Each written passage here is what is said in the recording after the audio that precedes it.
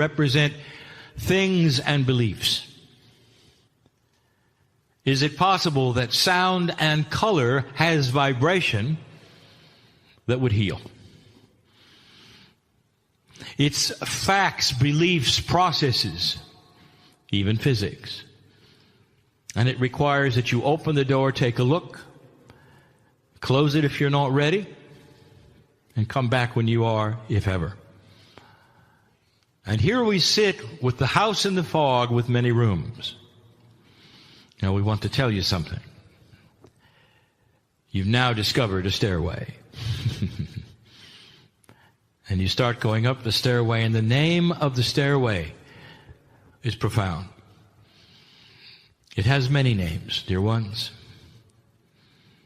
It is the shift of the planet, the precession of the equinoxes, the prophecy of the eagle and the condor, the city on the hill, peace on earth. And the stairway beckons itself for you to discover new rooms in your own house.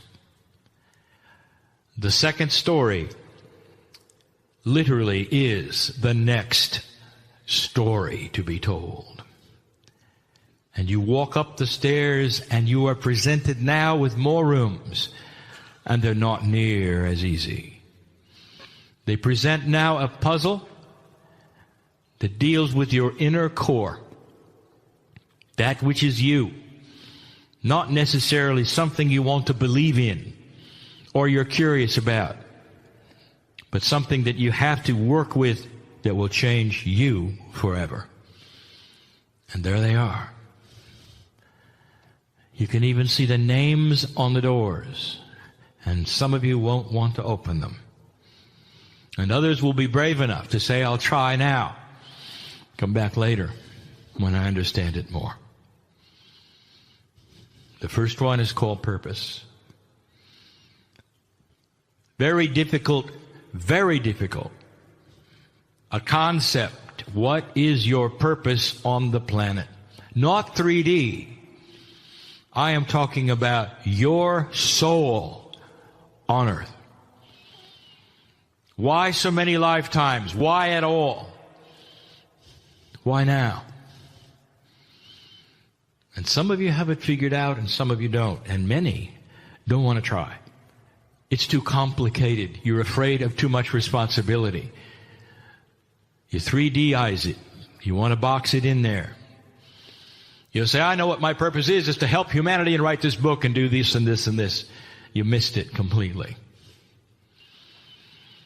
Purpose of spiritual soul. Why are you here? And I will tell you that as that door starts to open and you really want to look at it, you're going to be presented with some curious things. For that door inside contains puzzles. You have to take your three-dimensional mind and throw it away. And you're going to have to look at the concept of life at all. And if you ever found out the true reason, and you will, you'll smile. And that will lead you to the next house. You exist because you are part of the creative source and the plan that is beautiful. It has nothing to do with you. Your purpose is God. Ask those who walked the land here thousands of years ago, what was their purpose? And they would say, to be part of that which was everything, to balance what was.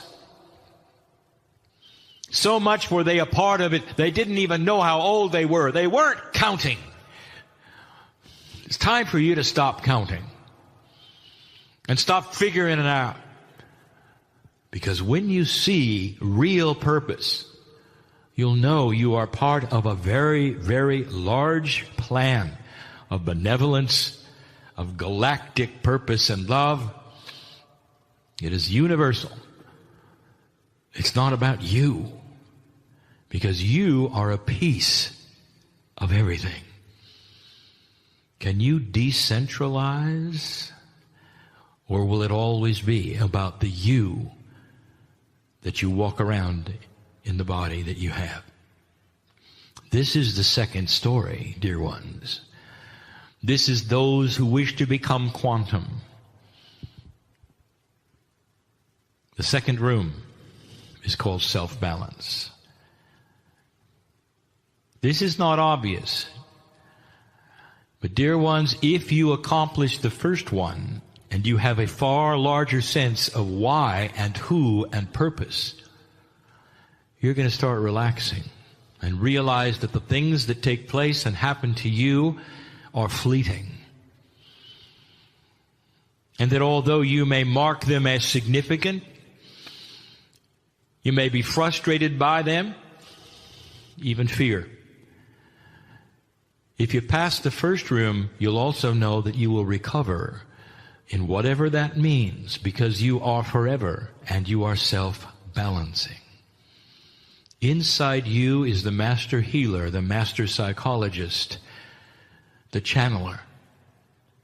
All of those things, because you are part of the plan of God. You are self-balancing.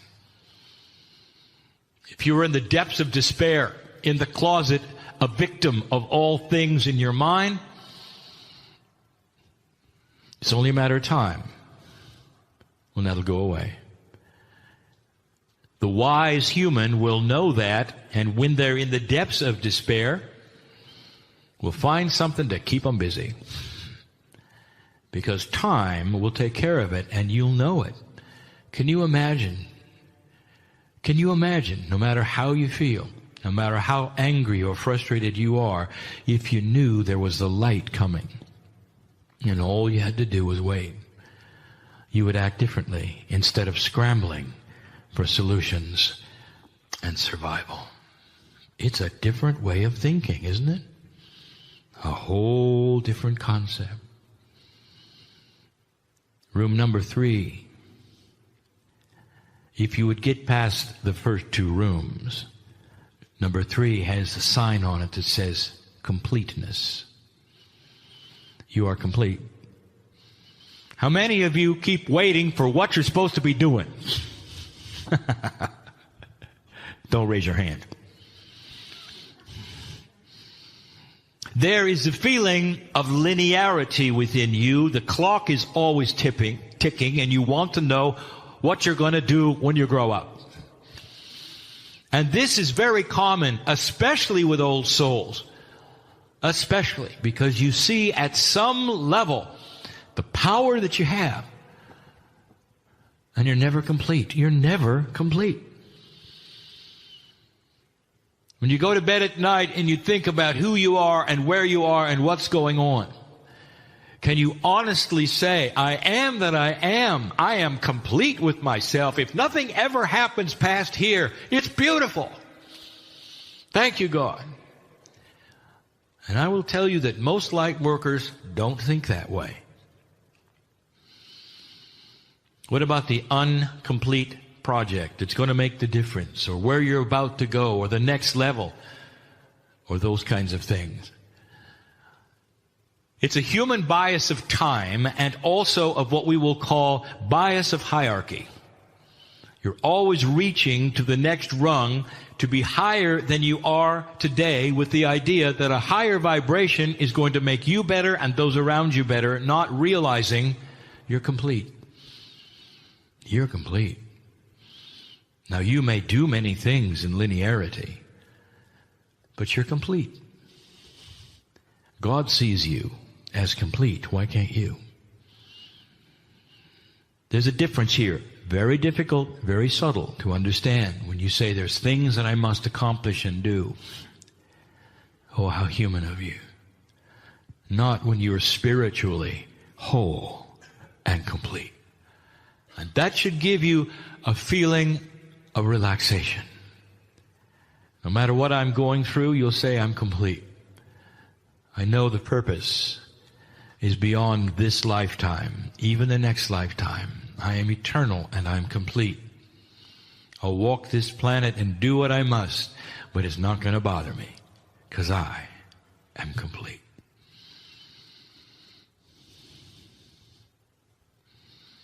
Can you have peace with yourself? This is also very difficult. Those who have passed the first doors and are complete have total peace with themselves. And you may be in a situation where you're not finished and you know you're not finished, or you're frustrated because things around you are not moving. In fact, you feel like you're never settled. The biggest challenge: can you be at peace with yourself anyway? The new normal is this way. It pushes and pulls you with an old energy that tells you you are incomplete, you're not worthy, and you're never satisfied. You want to know what a balanced old soul looks like? They glow because they're satisfied and peaceful with who they are. And they may be in the midst of turmoil in 3D. Do you see how these rooms are more advanced than you thought? They're difficult even for my partner to deliver the message because he has linear concepts and he is discussing quantum ones. The final door is the hardest. It's difficult to even have a name on it. We're going to call it the new human. It's evolution. Are you ready for such a change that you won't even feel like a human being? A change that you cannot fathom, and one that all planets of ascension have gone through. So remarkably difficult is it that some have had many psychological problems with it because it is so different that you feel you're losing your mind.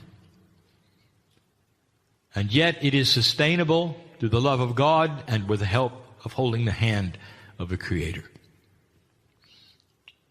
Dear ones, when you start being in touch with your DNA at a higher percentage and you're moving toward what we will call the 44 percentile, your brain functions differently and starts to work with innate and even the heart energy. A new process begins with you. It affects everything you are. You see things that you've never seen before, awarenesses of things you were never aware of before. You hear differently. You perceive differently. And it's all you can do not to be strange. You keep it to yourself until you find that others are experiencing similar things. This is one of the most difficult shifts that's coming for humanity. The Pleiadians went through it. They know what it is. If I told you what they could do now at DNA working at over 80%, you would recognize it because this is what the masters who walked the planet were able to do. Think about this. Consciousness over physics. The ability to produce objects and things with your mind that are real. Where nature actually obeys the physics of your consciousness because it is higher than that. Did you hear that? That the consciousness that you have, which is mastery itself, nature obeys it.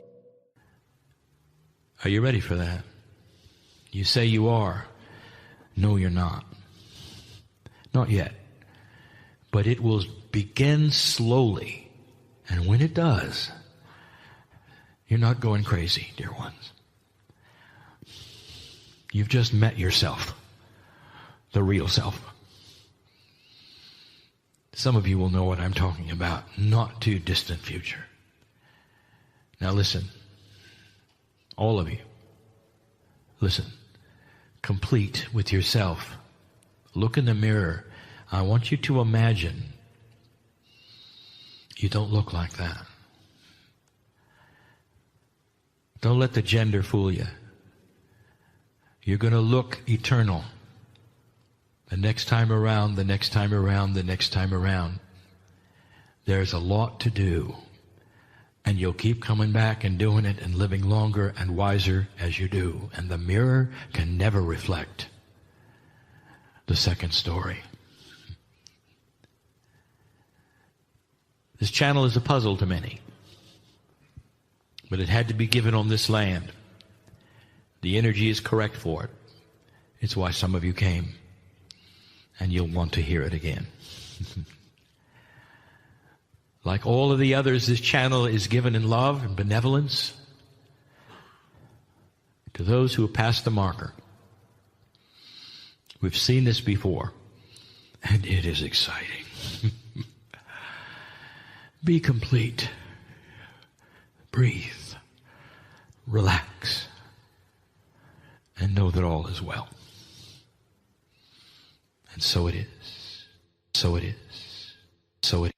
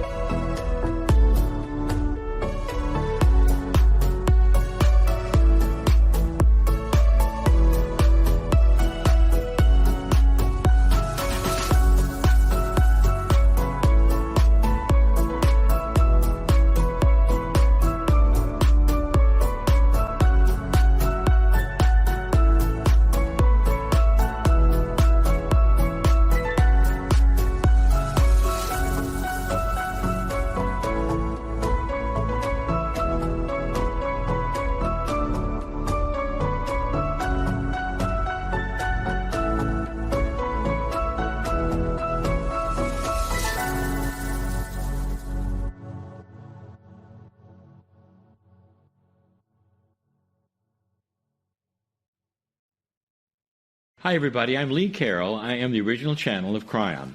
So let's do a little meditation and get ready for the channels. If you would just close your eyes, take a breath, and another breath. And now is the perfect time to let your shoulders relax and the back of your neck and your face.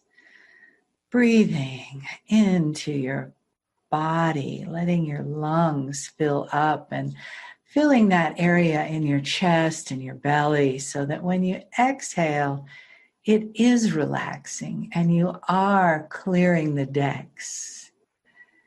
And your thoughts and busyness of this morning can move to the back of your mind, and you can get ready to receive. You can open that part of you that is the receptive part. Open your mind and your heart. Open your feelings and your allowing. Getting ready for the most wonderful, loving messages, for the honoring that comes to all of us when we receive these beautiful visits from Adirondda and Kryon. So it is good day to you, huh? So very good to see your light, your brightness, your divine presence. Even though we're not here looking at you in your right eyeballs right there, virtual reality, everything is possible. You are indeed here in this wondrous studio. You see, that is what we wish to talk with you about today and tomorrow. It is about the divine order of things. There are things that you could never imagine happening, and then they start happening. You know, when you trust, when you throw your trust right into the divine order of all things, the universe starts shifting around and saying, oh, that is what they want. That is what they want. This is where we're going. We're going to rearrange this. You know, there's an old saying that the universe will rearrange itself to accommodate your picture of reality. It's a very old saying. However, that is ultimately true, that the universe will actually rearrange itself to accommodate that which you are asking for. So when you turn everything over to that divine order, then the universe starts bringing up a solution there, or the universe starts bringing up a solution here. We could give you example after example after example in the vessel Marilyn's life and in the Joy's life, because with that energy, they are a part of the example, as you know. They are a part of that divine frequency. You know, they will tell you later, one was in California, one was in Missouri. Never the two should meet, and here they are together 10 years later. So in that capacity, the energy of divine order is something that you still get the opportunity to trust. You still get the opportunity to surrender to all possibilities. And as you surrender to all possibilities, you get the opportunity to think, what is it that I want? We'll talk about that later. What is it that we're going to pivot into? We'll talk about that later too. But as you are trusting, trust is probably one of the most difficult parts. Because you see what appears to be havoc, creating everywhere, chaos, creating everywhere. And yet it is Sekhmet herself that says, from chaos comes change. There are some that call our dear friend Sekhmet and the destroyer of chaos, because she elicits so much change. Well, change is upon you. The world is shifting in every way possible. And what is happening there is its dimensional frequency is actually shifting. There are those scientists that say that your DNA inside of your body is actually shifting. Now, we don't know how that can be possible, but we know that everything is possible. So in this energy and in this whole feeling of trying to stay on, what does they call those boards that you're standing up on, and you have a paddle, or what are they? Stand-up board. A stand-up board that you're trying to balance yourself. That seems like a simple name, eh? Paddleboard. A paddleboard. You see, that is how simple it is you're learning to balance on something you may never have balanced before. So one way that you can help your cells in your field accommodate that is to start doing things beyond your routine. Yes, we know you wonderful humans are very routine-oriented people for the most part. You get up at a certain time, you have your morning routine where you have your tea or your coffee, or maybe it is like your Vessel Marilyn's smart tea that she drinks, or maybe it is your magic omelette that you make, whatever is your routine. So to help your cells accommodate this new frequency, we're going to ask you to change your routine. Shift your consciousness. It can be as simple or as complicated as you wish. Sometimes even changing your routine to eat with your non-dominant hand is enough to shift things around in the cells of your body. Sometimes it is about getting dressed in a different order. Do you know that when you dress yourself, and we know that you probably do at this point in your life, that you do the same thing in the same capacity? We were talking to our Vessel Marilyn this morning, and we said, dress yourself in a different order. Well, as she was putting on her pants, she does not want us to tell you this, just to let you know. As she was putting on her pants, she nearly fell over because she was not used to the different order of the pant leg going into one leg. She's saying, do not talk about this. But you see, that is important for you to know and understand, that just by shifting your conscious routine, your cells will start getting prepared for something new. They are prepared for something new. They were preparing for something new in April, and then everyone locked in and everyone stayed home. So now you are venturing out just a bit. And your cells are still saying, oh no, we liked the quietness over here. We liked that into lockdown, huh? Because you got used to that. Now, you're going to get used to something new. Yes, take a deep breath.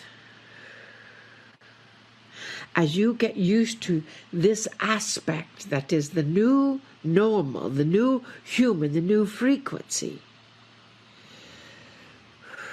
it is power-filled. That is why we want you to prepare the way by doing things outside of your regular routine, outside of your regular frequency. What would happen if you actually got into the car on the opposite side of the car and tried to crawl over the console? Maybe that's not such a good idea. You might knock things over. However, look at your routine into how you cook, how you eat, how you walk, how you talk, how you connect with others, and see what part of that you can start changing. What part of that you can start shifting so your cells are preparing for the new routine that is coming. So yes, there is more newness coming. We have told you, our dear friend Kryon has told you, there's more newness coming your way. And you get the opportunity to trust that it is still divine order and process. It is still a part of that divine frequency that is you. Dearest beings of light, we love the magnificence of you. We honor you. And we bid you namaste.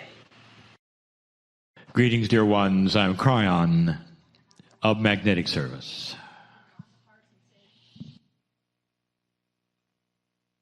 I would like to do a series of 4 channels, as I often have been doing. Not all of the meetings that my partner puts together would lend itself to this kind of thing. An examination of one subject that would allow multiple parts instead of one simple short channel. And this one is going to be what I call germane to the situation of now. If those which would tune in later to this did not look at that which was the date, they wouldn't necessarily understand what we're doing. You are in the middle of what some has called wave number 2 in your country, of that which you have then called the lockdown. Perhaps not as locked as the first one, but still. The time when you cannot do the things you normally do, the time when you're required to wear things you would not normally wear, not go out and celebrate, perhaps not even go to work. These are difficult times, and they take their toll. I would like to title these particular channels, Finding Joy in the Midst of Chaos. Finding Joy in the midst of chaos. I cannot underestimate the healing power of joy. I did a channel recently talking about some of the profundities and the influences that are on the human being by certain emotions and actions and things. And joy was one of them. And now I want to continue on that. I want to give you some information probably you didn't even know. When all of this virus talk is said and done, and it's history, and it will be, there can be a lot of things known that are not being known at the moment, but only suspected. And I'll tell you what one of them is. Health workers, hospitals, those who deal with unhealthy people are going to show in their graphs and charts of numbers the uptick, as they're going to call it, of other diseases during your virus. In other words, during this time, when you shield yourself from one thing, you're creating something else. And that something else is being created because your chemistry reacts to it. Your chemistry in your body, which is tuned to your consciousness in such a profound way, reacts to anxiety and fear, stress, unhappiness, and you know I'm right. It's an invitation for other diseases to come in, because your immune system is beat up, if you want to call it that, when you don't feel right, when you're fear, when you're anxiety, when you're worried and unhappy. That's what goes on. And so you might say that old adage you've heard where laughter is the best medicine is true. It is true. And physicians hearing this will agree and nod their heads and say, we have seen this. The human being has the ability, through their consciousness alone, to keep themselves alive, even past a point where they shouldn't be. I point this out and have before. Ask a surgeon. They'll tell you. that there are so many instances where a grandmother or a grandfather will want to see how an operation on their grandchildren will occur and will wait months until it happens, until they come out of it, and then they'll pass away almost the next day. Ask those in society, psychologists, how that same thing will happen, especially with grandparents, keeping themselves alive until the graduation happens of their grandchildren. And then they pass. That's the kind of control you have. Your body is linked to your consciousness. And so you can actually sustain life if you wish. Do you ever think, if you had something else to look forward that is 10 years away, can you sustain life for that? And the answer is yes. All you have to do is inform your body what you want. You're in charge. You always have been. That's Kryon information from the beginning. But the biggest one is joy, happiness, and peace. These are the things that we have taught for a very long time, and it goes right back to this premise. Every single human being has the ability to create a remembrance of joy in their countenance that has happened in their past, it's in their mind and in that synapse of their brain, pull it forward, paste it on themselves, and be joyful in the time of chaos. This is doable. It's not a trick. It has to come from your own consciousness of desire. You have to cognize what I'm saying. Cognize it. You have to believe it. I've said this before, and I want to go back. Even if you've had a difficult childhood, dear ones, you remember that as a child, there was joy. Playing with that which were your friends or your toys or your animals. Or a time when you were so peaceful with yourself and laughed with yourself. Even if you've had a difficult childhood, those times still occurred. If you've had a good childhood, you know what I'm speaking of. If you had a childhood where your parents loved you dearly and helped you in every way they could, you know that that inner child of yours, alive then, is still with you because you remember it. Even if you were not mature yet, that inner child has a spark of remembrance that is pasted in your brain. There are some who reject it. There are some who have been taught that when you were a child, you thought as a child, and now that you're an adult, you don't think as a child anymore. Therefore, you're not supposed to be childlike ever. Now, there's truth in that. It's even scriptural. That you should now think as an adult in that you are more responsible now. But that doesn't mean you're not supposed to laugh as a child. That is how your makeup of your consciousness is designed, dear ones, is designed to keep those things which make you happy and peaceful on a shelf that's close to you. So you can pull upon them in times of trouble. So you won't go down that what they call rabbit hole of difficulty and darkness where it's difficult to recover.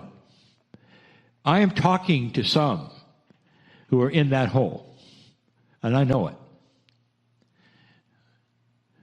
Hard to sleep at night. When you wake up in the morning, it all comes racing back. There's problems. How are you going to do this? How are you going to do that? What's going to happen next? Something you didn't even think about a year ago, and here it is. I know. There are tools, dear ones, built into you that can keep you peaceful and even joyful in these times. Imagine the ability to pull upon the memory and the emotions of you as a child at your happiest time. To be able to pull on it on purpose, consciously then paste it on yourself right now, in order to get through these times without additional sickness, without the anxiety that you perhaps have at this moment. To add to this puzzle, there are also those who say those things shouldn't be done. They will say, anytime you would act childlike, it is an affront to your gender, especially men, who will say, this is no longer appropriate for my manhood. I will not giggle anymore. Well, if you've been around my partner much, you know he giggles a lot.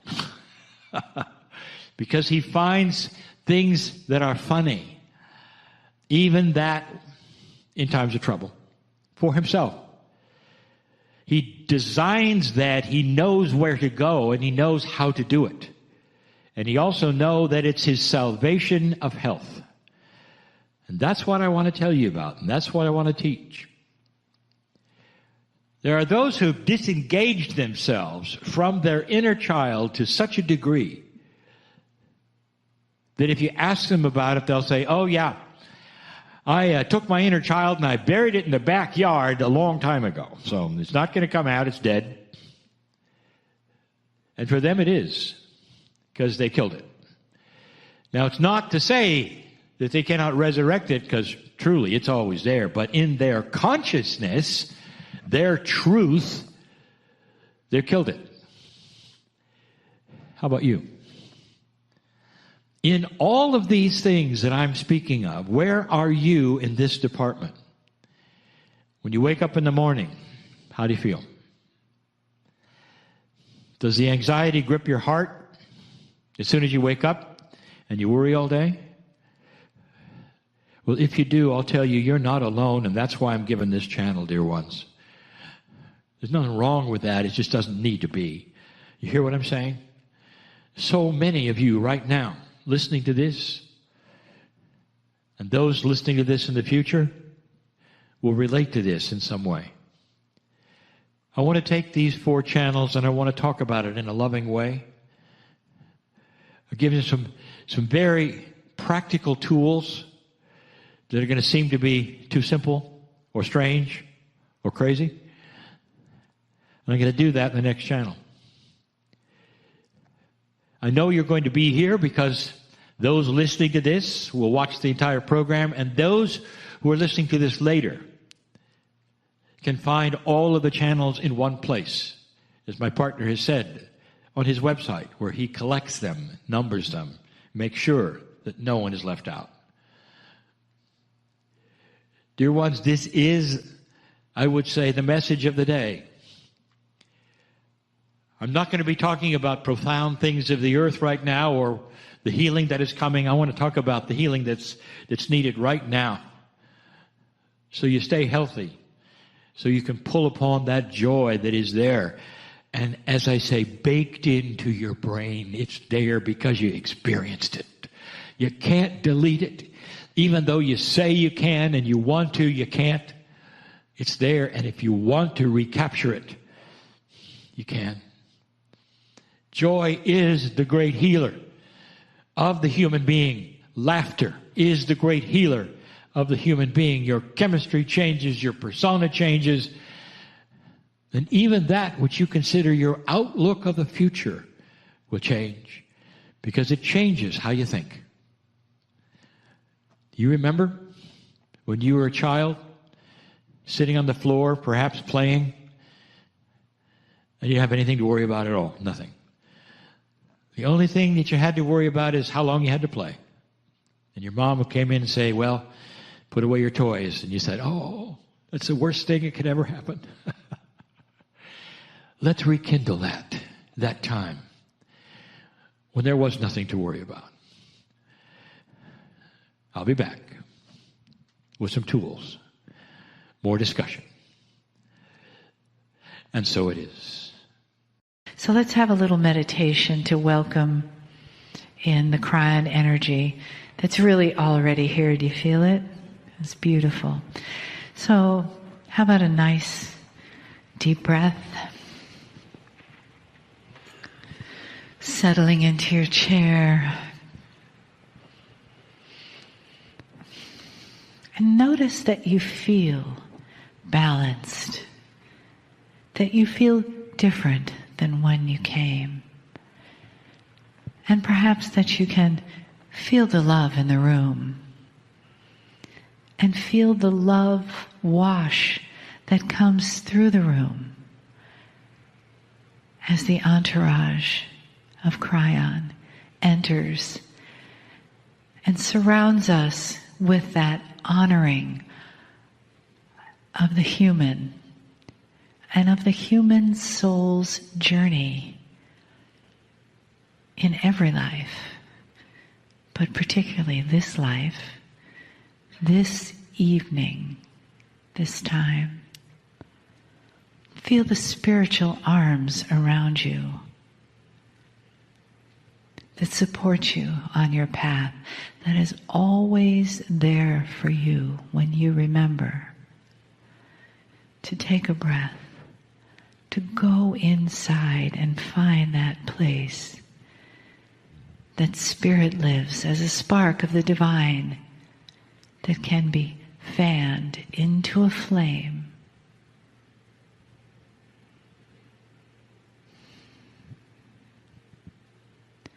In the love and in the honor of the teachings of the day, of the weekend, and in the gratitude and the wash of love from Kryon. Greetings, dear ones. I'm Kryon of Magnetic Service.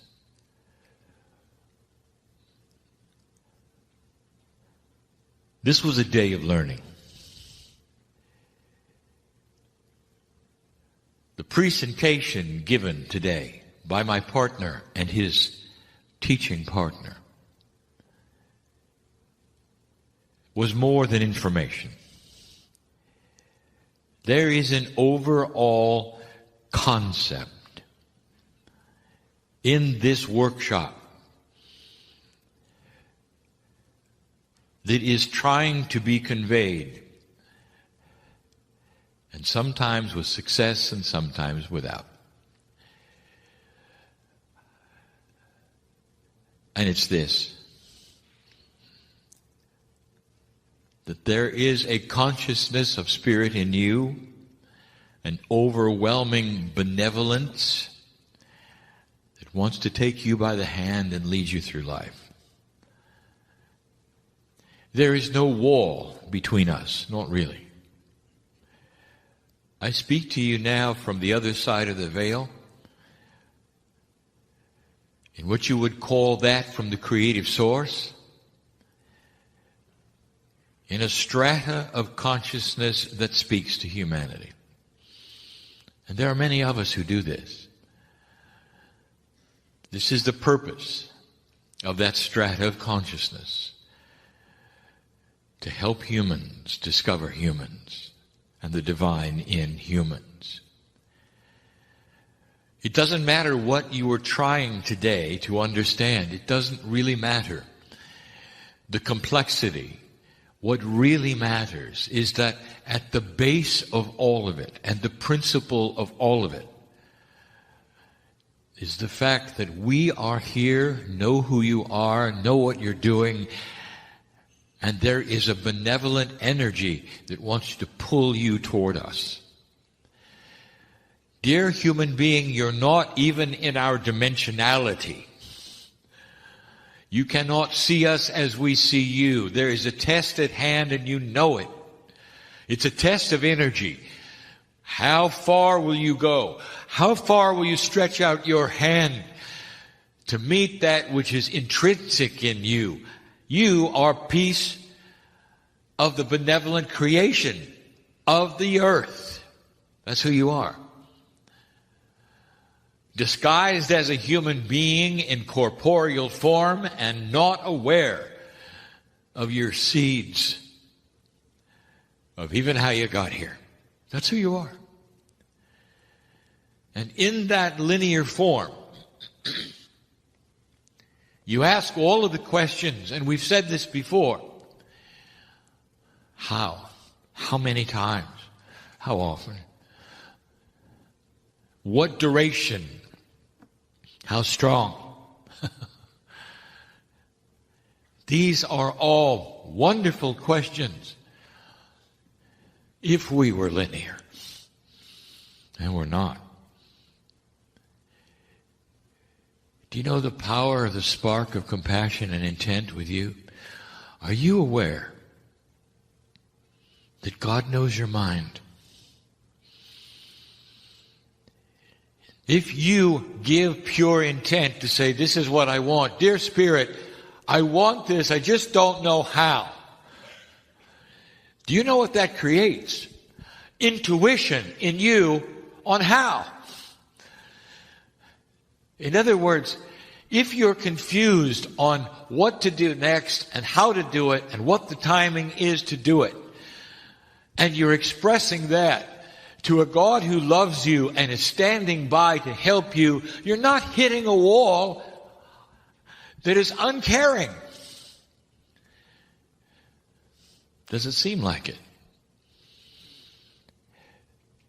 We're ready to show you, especially in this energy. We're ready to show you how. But again we say, if you are asking in a linear intellectual way, and we are answering in an intuitive conceptual way, you're not getting it.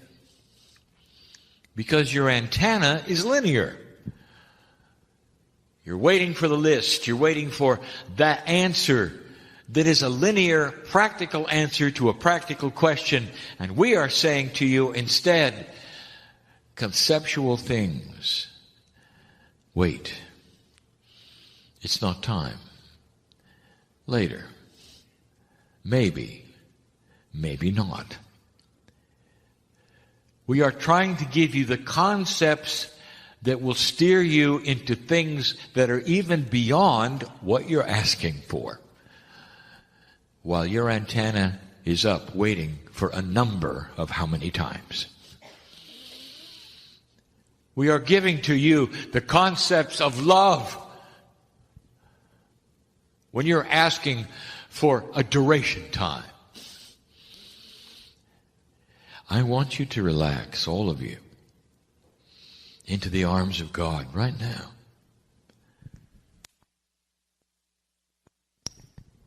What does it mean to you when I say we know who you are? Your soul is so misunderstood. Spiritual religious belief on this planet is in a very old survival energy. It places the soul in a status completely and totally not God. Your soul is somehow suspended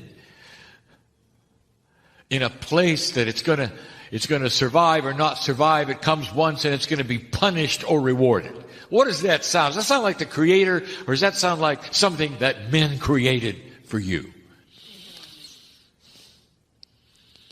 I want you to get rid of the linkage of your soul with something apart from God. Your soul is part of me and you. We are allied. We are the same. There's a new energy on the planet that literally is shouting to you through a transmitter that you're not tuned into yet. And some of you are aware of it. So until you start getting these kinds of messages, I want you to relax and feel the love of it. That you can do.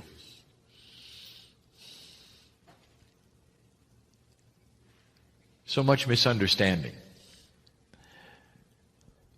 And it all is correctable when you relax and see that we are with you in all things.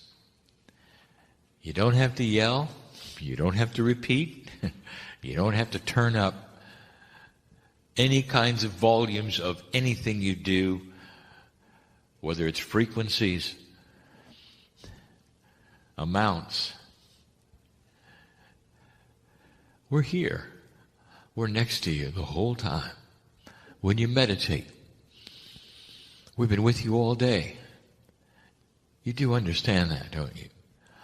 And when you meditate, it's just like turning the knob and let's get a little closer. But we're already close. We know your name. I want you to approach things gently. Dear Spirit, I don't understand what's happening, and I don't understand what I'm supposed to do next, and I'm a little confused. What should I do? What do you expect we're going to tell you? Take 4 steps, turn left, breathe 5 times, and smile. You'd like that, wouldn't you? It's not going to be that way. And then there is the timing issue. Why don't you understand synchronicity? What is in this picture that is missing for you? And so I present a new metaphor. We're going to cook a meal. This makes my partner very nervous.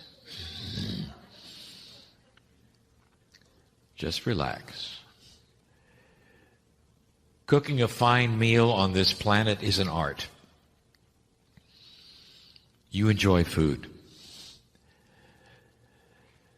And the best cooks are the ones who start early and prepare and prepare and prepare.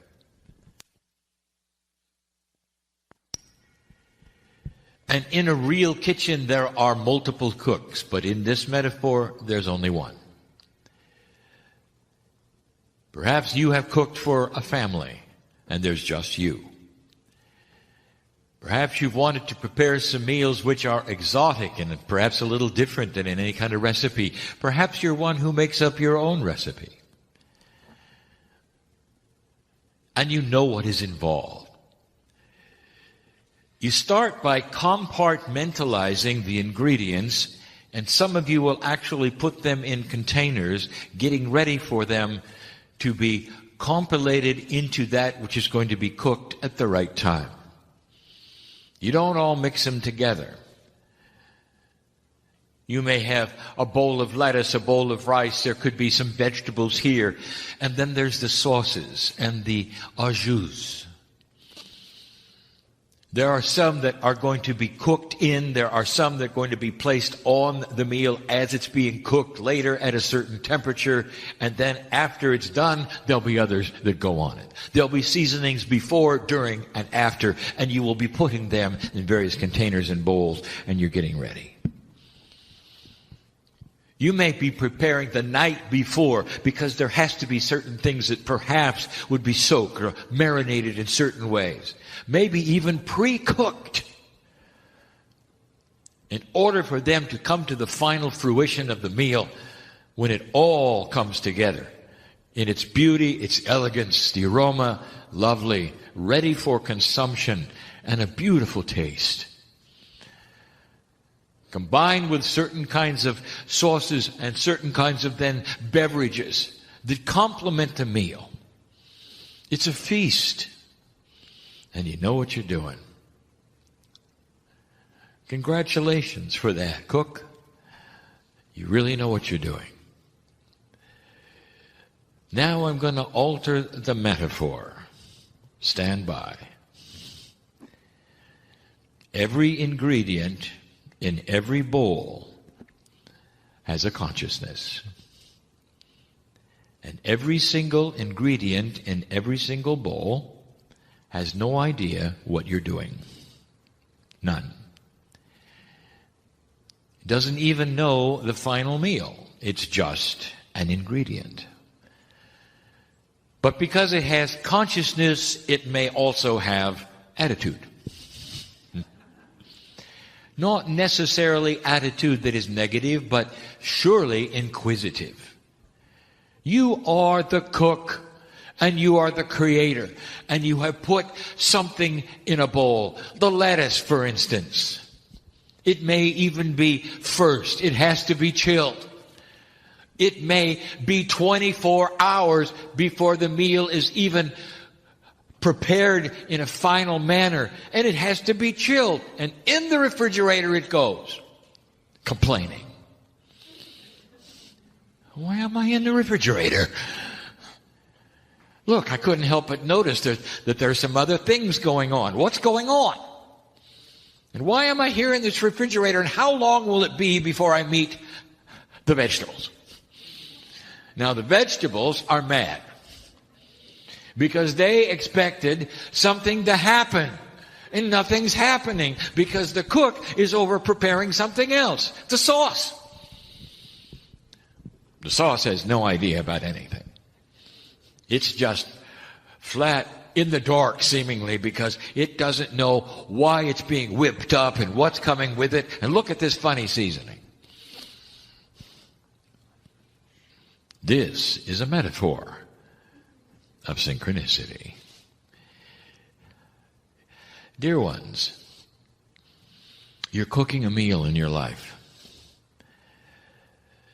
but it's going to be cooked with others. The metaphor is this. What bowl are you in? How are you being prepared? How long will it be until the other ingredients come together with you in a certain way in order for the final meal to be cooked? Are you all right with the fact that there may be some preparation? You may come together with some other bowls. In a while, not now. How long? It depends upon when these bowls are ready. This is cooked, this is prepared, and this is chilled. And so when you say, Dear Spirit, I want to do this. How long is it going to take? What should I do? And the answer is, chill out. Lettuce. My partner wants to have a joke inserted here, and I'm saying no. But he's going to do it anyway. Let us pray. I told him no. The ingredients of the meal are prepared beautifully and with elegance and in a timing that each ingredient is unaware of, completely unaware of. And you're impatient, aren't you, ingredients? To know when and where and how. The cook knows because the cook looks over all the ingredients and knows the plan. When it comes together, dear ones, it happens unexpectedly to the ingredients and all at once. And when it is pulled together, even after it's pulled together, it's not finished. For again, there are certain ingredients that must be added in mid-cooking. Are you one of those? Are you involved in the preparation, in the outset of the meal's cooking, or later, during? Are you the salt that comes last? You don't know, do you? And that's the point. How much trust do you have in the cook? It boils down, no pun intended, to you trusting that which is the Creator. The meal that is being cooked is the final that you have asked for. Where you're going with this, no matter what it is it personal? Is it with others? Is it a project? Is it that which is healing?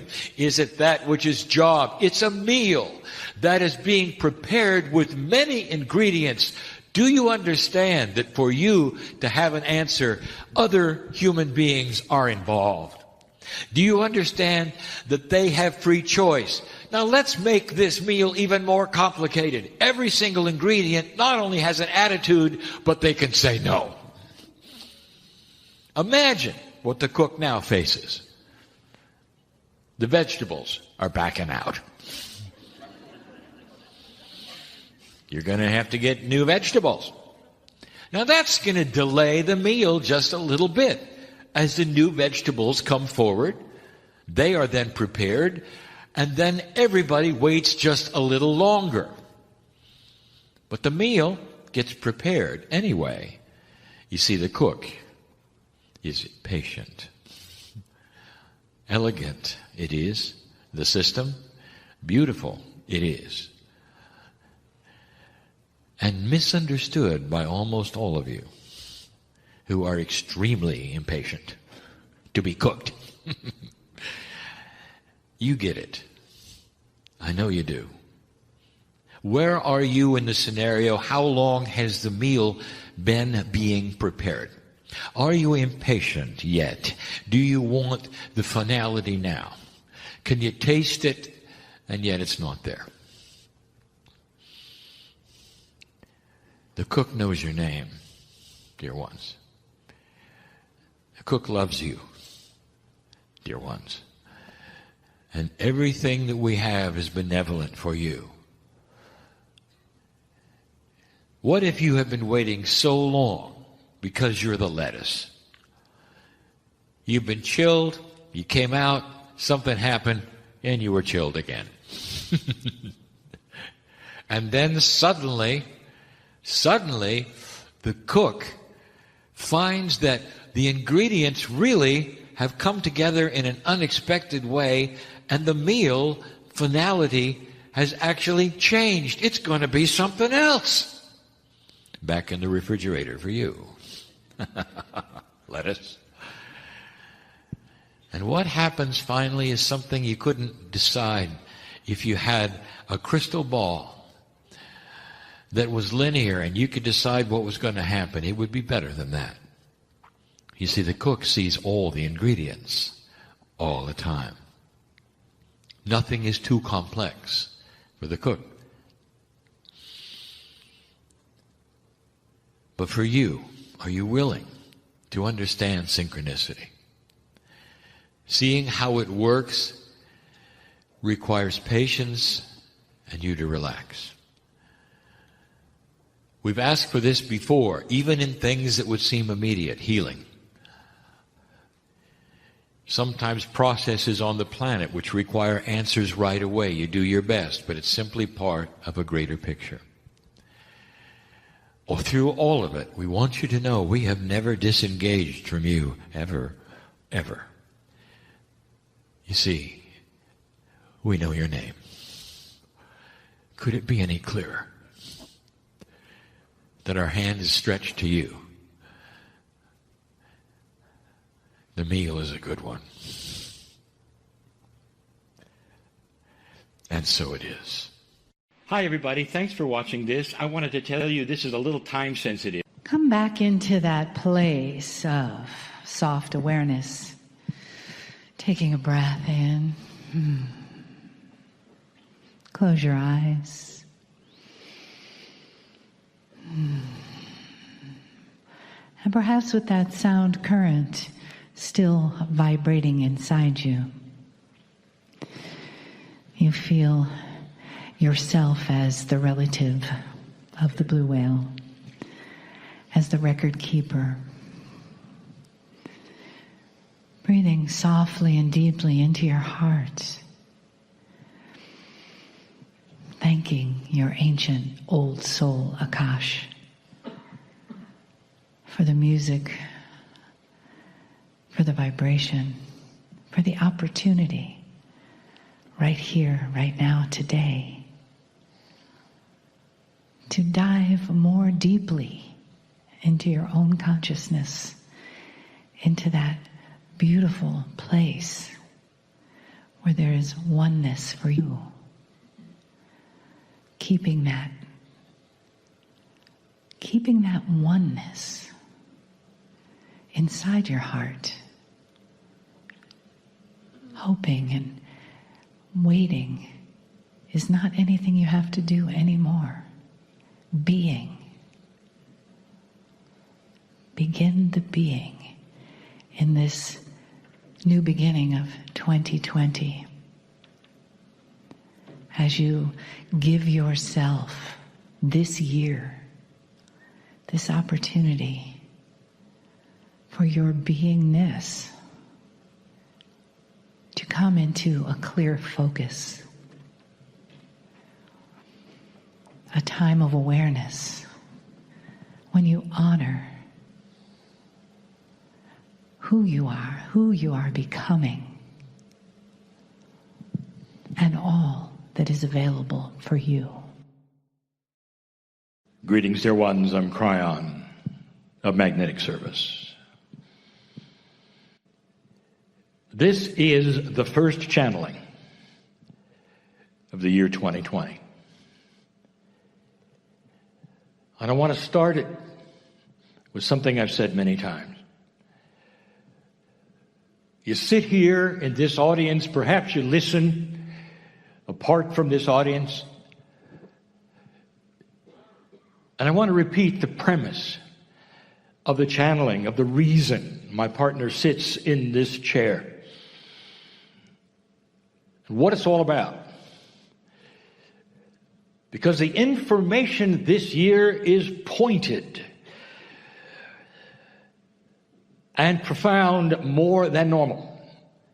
Because you are moving into new energies that have already started occurring right here. There is a creator. And most of the world believes this. One God. There is a creator. And the story is far grander and greater than any of you can imagine, because there is a veil. A veil that keeps you from seeing the majesty of your soul. Every single human being who hears this and listens today in the chair has a beautiful, magnificent part of them which is called the soul. This is also something believed by billions of people on the planet. The soul is the part that is divine, the part that lives forever. And so almost all of humanity already has the concept of a beautiful, loving, benevolent, glorious God. And the soul? So many don't understand that the soul is not standalone energy. It belongs to this creator. That's where you came from. So there's really two parts to every single human being. There's actually more, but the basic two that billions believe is the corporeal human. That is the body, the vehicle you walk around in.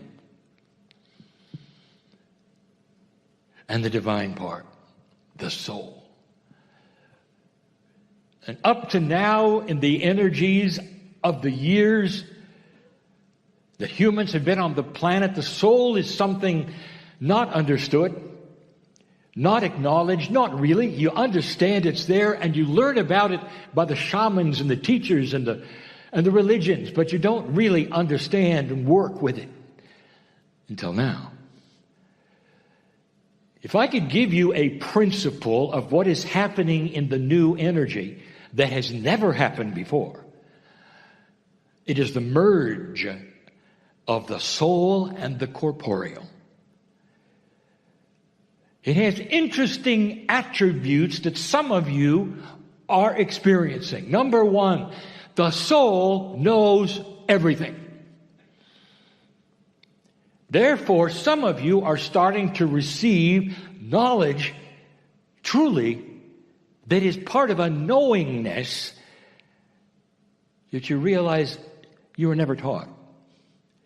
It's a knowingness that is beyond esoteric. It is a knowingness of practical spirituality. There's a reason you're here. There's a mechanism, if you want to call it that, of physics that applies to all things, including your soul. Multidimensionality is starting to occur. And so in this new energy, what you start to see and what you start to experience is that meld. And it explains so many who sit here with knowledge they don't understand where it came from. And some of you question it and some of you don't. You realize what it is, where it came from, and how beautiful it is. What's a human being going to do with that? And that is the lesson at hand, not today. But it will be the subject of more channels. What do you do with information that starts to become merged with your corporeal self? Is everyone getting it? The answer is no. The old souls are. The ones who haven't gone through the school of life many times are not. And it's not about privilege, dear ones. It's about experience. If you're in a school, you acknowledge the ones who just showed up don't know as much as the ones who are graduating. This is practical. So the old soul on the planet who has been here over and over and over and over is starting to receive information. But that's not the subject of today. This beautiful, benevolent God of yours, the one that you share consciousness with, are you ready for that? That soul of yours has a divine consciousness from the Creator, and it's starting to be part of that which is your consciousness. Of course, there is love and benevolence, but it starts to alter something that's very basic, and that is going to be the subject of this channel and the one that follows later tonight. Now, those listening who will say, well, where can I find that later tonight channel? I'll tell you, if you ask that, you're not listening in the right place. My partner has created in social media a place where all of these channels are. Don't miss the next one. Find it. It's not that hard. The subject is duality.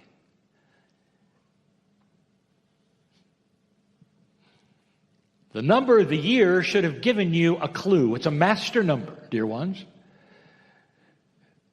In certain kinds of numerology, the 0 is treated with a value. In Tibetan, it is not. So the year 2020 becomes the number 22. It's a master number. And it really starts to stand for something you have no idea or concept of called cosmic law. You know it as duality. So this channel is going to revisit duality. But in this energy, dear ones, I got to call it like it is. I told my partner years ago in the shower, where he receives so much information. He said to me, I don't want to channel if I'm a fool. If I come across as a fool, who's going to believe it? And that's when I gave him one of the first premises that he now teaches, apart from channeling, that he teaches. And that is this, that the spirituality is not esoteric. It must be real. It must be practical. It must work. Therefore, you don't have something that you simply float around and hope it works. Or you become part of a very isolated group of people nobody wants to talk to because you're just too strange. Instead, it must be grounding and practical and real. And that, my friends, is benevolence and love and compassion. All of those things. Every mother understands those things. That's real. I said that to him, and that was the point at which he said, I'm on board. Duality has been presented to this planet as a fallacy. If you define duality, normally, the definition starts out like this. It's the struggle between good and evil. A more elegant would say it's a struggle between light and dark, and none of those things are accurate. Duality was presented to you and given to you as a gift, and it's a beautiful gift of free choice to determine your own path, dear ones, where your consciousness will take you and go. It's one of the most beautiful gifts. The story goes like this: in the Garden of Eden. We're going to go to Scripture. We're going to go to a place that is so well known and understood for this example. How many times have we told you that that story is a metaphor? The garden is the earth. Of course, it's Gaia, beautiful Gaia. Adam represents all men. Eve represents all women. And the whole idea of what took place there was intervention. An angel came down, according to Scripture, and touched the human beings and gave them something they never had before. They went from animals on the planet to divine beings with free choice who had a soul. That's the story. And by the way, we have given you even more details about that story. We're not doing that again. Let's stay with that one, because that one is the one that so many who would listen to this would understand.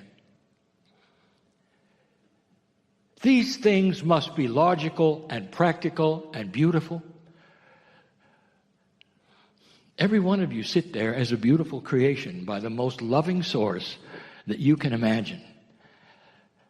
I don't have words to tell you about the creative source that lives in you,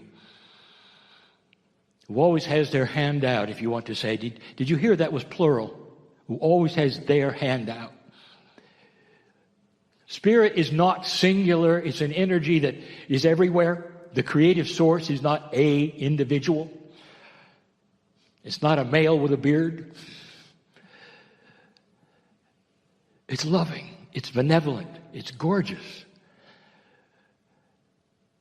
I want you to hold that for a moment and compare it to the story of duality. Again, as the story unfolds and the mythology happens,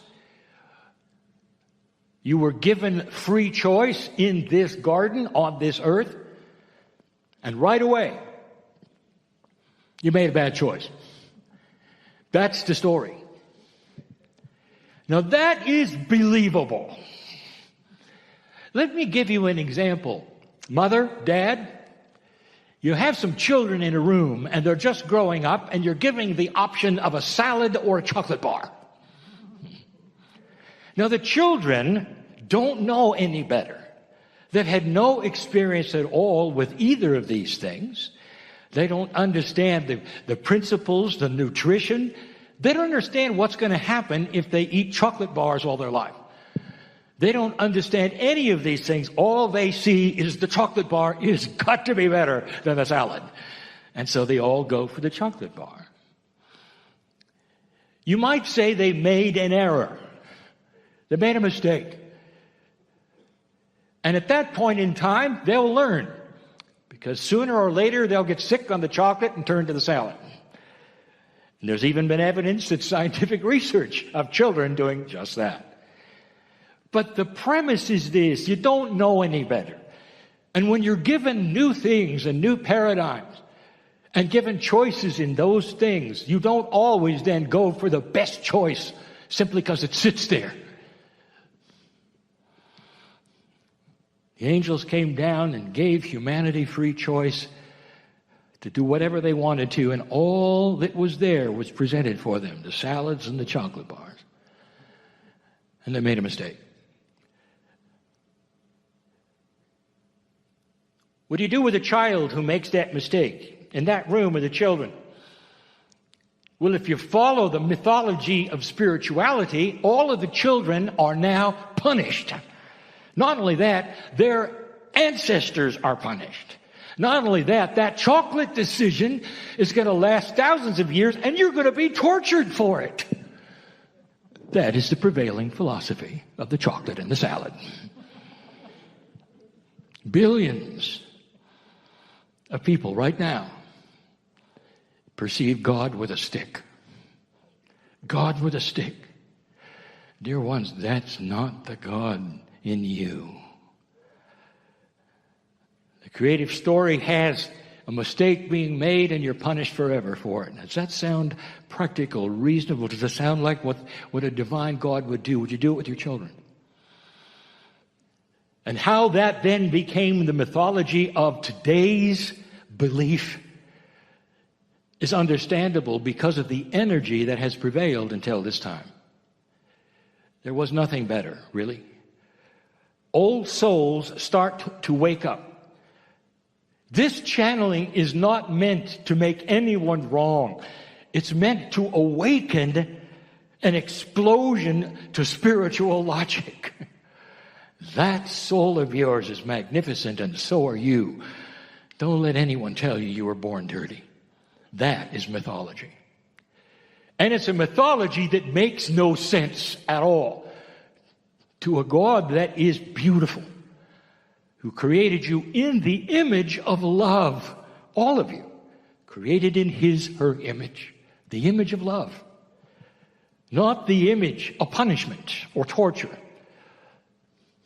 Even today, billions believe that when they die, they'll go meet an angel. And if you don't come up to some standard, that angel is going to send you to a place that was prepared by a fallen angel because of a war in heaven. Does it get any worse than this? This is the children's story of the age, dear ones. This is Kryon getting practical, telling it like it is. It doesn't make sense. That love which so many religions feel of the love of God is totally and completely accurate. Now erase the part of the punishment, of the torture, of the evil, of that which is a decision of watching you and deciding if you're good or bad. That's not free choice. God did not give you free choice and immediately judge you on your choice. I redefine duality because of what's next, what I'm talking about tonight. Duality is the beauty of having free choice of light and dark. Did I say struggle? Sometimes those free choices of light and dark will create struggle. And that is human nature at this moment in time before it starts to shift, that you always expect the worst. And it's in your verbiage.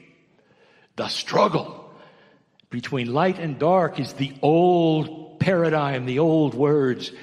It's not a struggle if you make the right decision. So duality right now starts to shift. This is the year of cosmic law. This is the year of duality. And that means you're going to start seeing light and dark exposed. But the exposition of it is not going to come necessarily from your news. It's going to come first with humanity, who see things that are not correct, and then it becomes news instead of the other way around. Let me ask you a question. Going back to the salad and the chocolate, let me ask you a question. What if Adam and Eve looking at the salad and the chocolate, this is a metaphor, without being blindfolded or simply choosing the one that smelled better, which they did, what if the salad came with a lineage of information, and so did the chocolate? What if they could appear and look at them and they weren't simply things on a plate, but somehow there was a knowingness of which one to go for? Welcome to 2020, because duality is going to start talking to you. This is the meld between that which is the corporeal consciousness, which is very limited to all things three-dimensional, that would always choose chocolate, or a multidimensional meld with that which has information even about the simplest things. How many of you are now discerning things differently as you look at situations.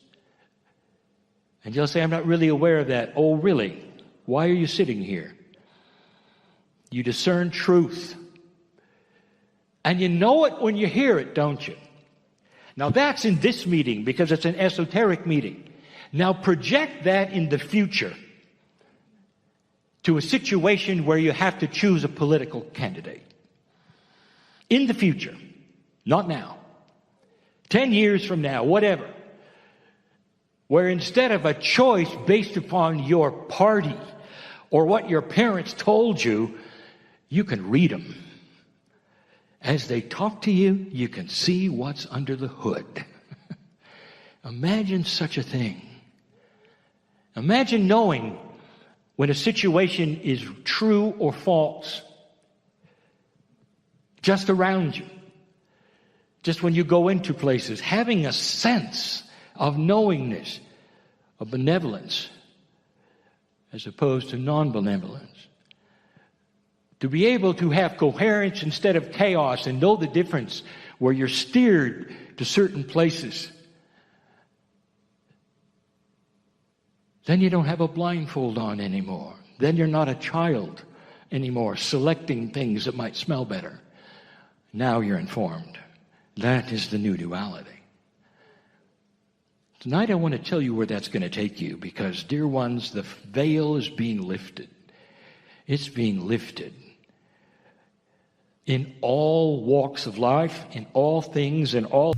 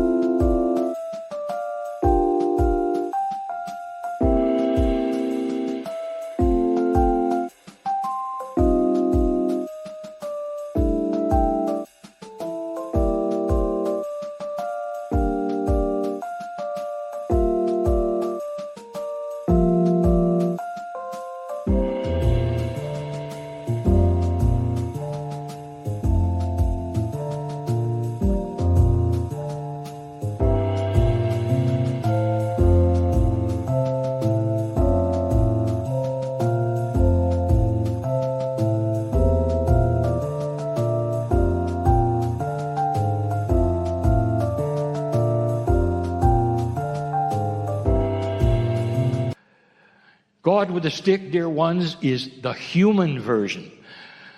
That's you with a children's story. That's human consciousness. That's not God consciousness. Everything about that is human. God is so far above that. I have no words. There are no human words to tell you how beautiful God inside is, with that handout that says, isn't it time you put away childish things and saw a grand truth in your life that will give you peace for the rest of your life, no matter what happens. You become more of the soul than of the human. And that's called ascension. I'll be back. And so it is.